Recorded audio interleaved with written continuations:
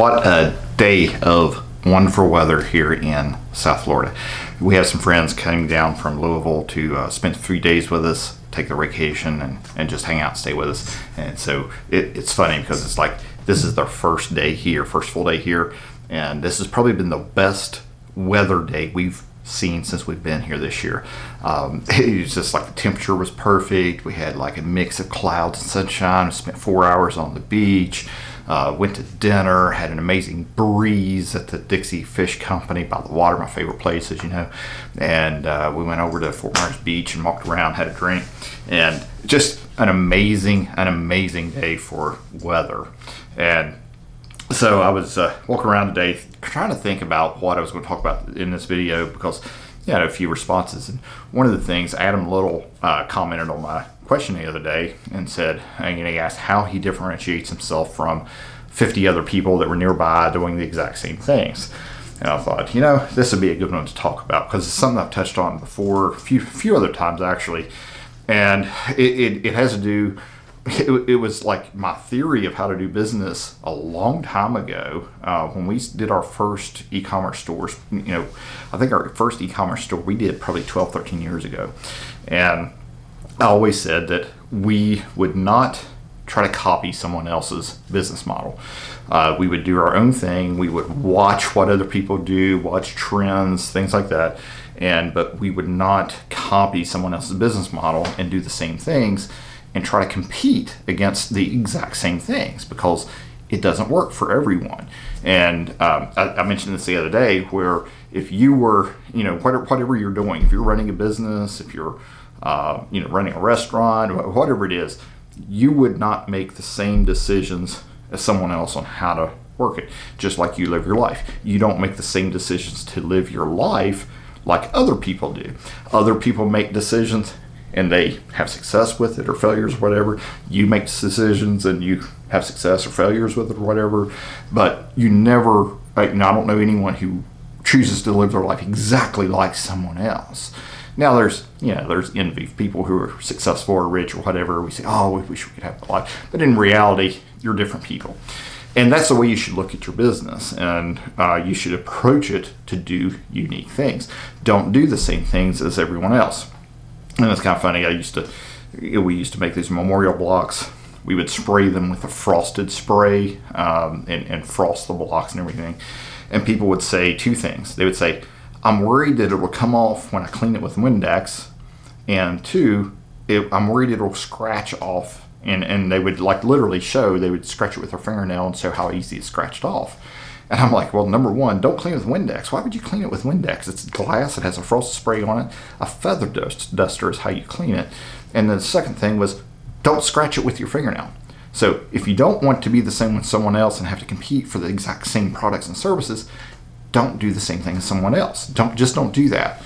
And build your own business, differentiate yourself. And and I said this in my former company a long time ago, was we wanted to be a leader and an innovator, not someone just following the rest of the crowd.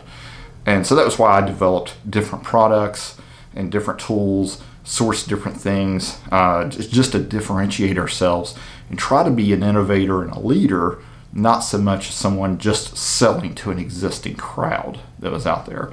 And going after the market like that, it proved very successful for us. Even before that, when we were selling our crafts, we differentiated ourselves from everyone else and did different things.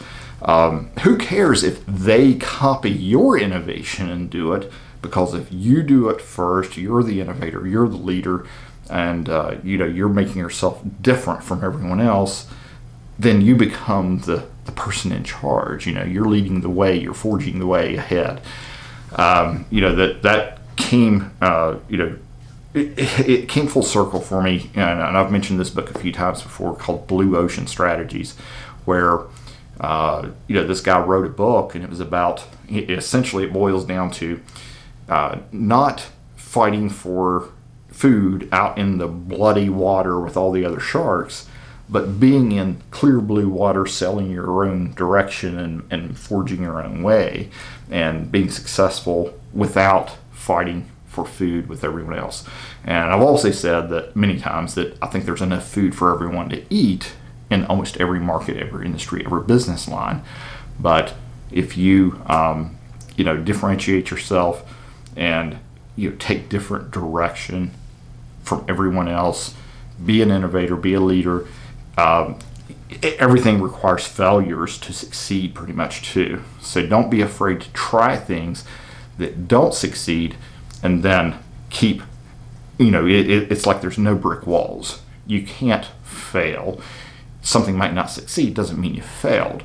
A couple of our early online stores, a lot of people would love to have had those online stores. I had one where we made paracord items, braided paracord bracelets and lanyards and things.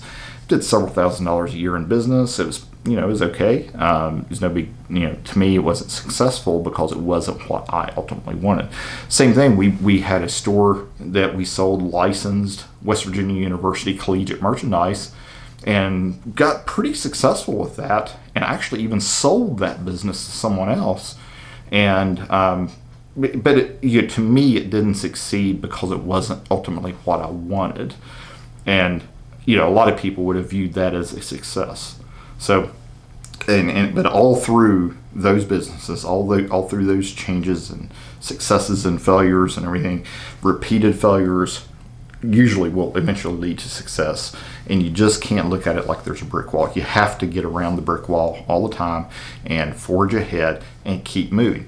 And one of my good friends that we went to high school with told me one time he's had gotten pretty successful with some things, and he and I were talking about it one time, and he said, they said the key is never stop going.